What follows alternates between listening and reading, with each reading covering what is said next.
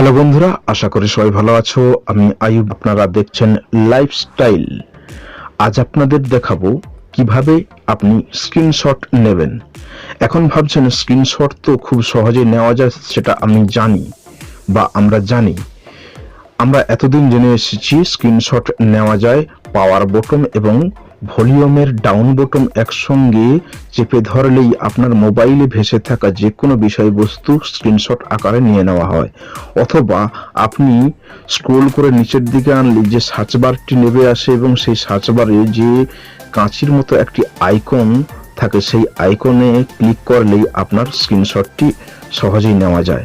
আজ আপনাদের তৃতীয় পদ্ধতি দেখাবো। সেই তৃতীয় পদ্ধতিতে আপনি খুব সহজেই স্ক্রিনশটটি নিতে পারবেন এবং খুব সুন্দর স্ক্রিনশটটা অতি সহজেই নিয়ে নিতে পারবেন।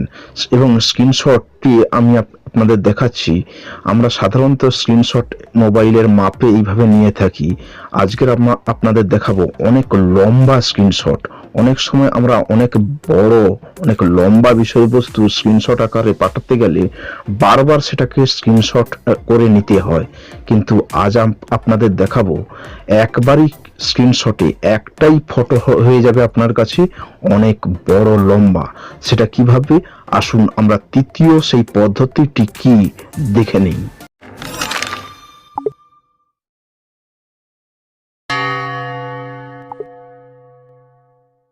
এবারে আপনাদের দেখাবো তৃতীয় নম্বর পদ্ধতি। তৃতীয় নম্বর পদ্ধতি হলো আপনার যে কোনো তিনটি আঙ্গুল মোবাইল স্ক্রিনের উপরে রেখে আলতো করে রেখে একটু সোয়াইপ করে নিতে হবে। ঠিক এইভাবে মোবাইল স্ক্রিনে আপনার স্ক্রিনশটটি হয়ে গেছে। এবারে আপনি যদি স্ক্রোল করতে চান, প্রথমে দেখুন ডিলিট অপশন, তারপরে এডিট অপশন, তারপরে সেন্ড অপশন, তারপরে স্ক্রোল অপশন। এই স্ক্রোল অপশনে আপনি ক্লিক করুন এবং এটি স্ক্রোল হতে থাকবে।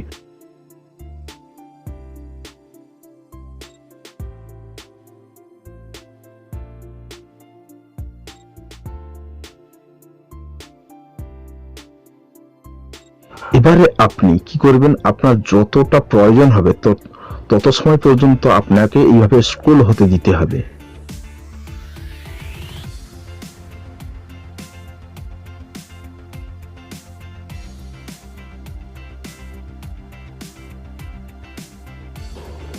তারপরে আপনি করে দিতে পারেন ডান।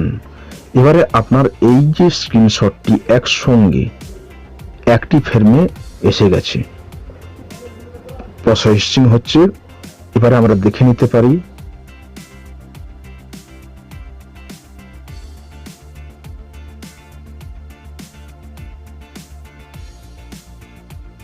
স্ক্রিনশট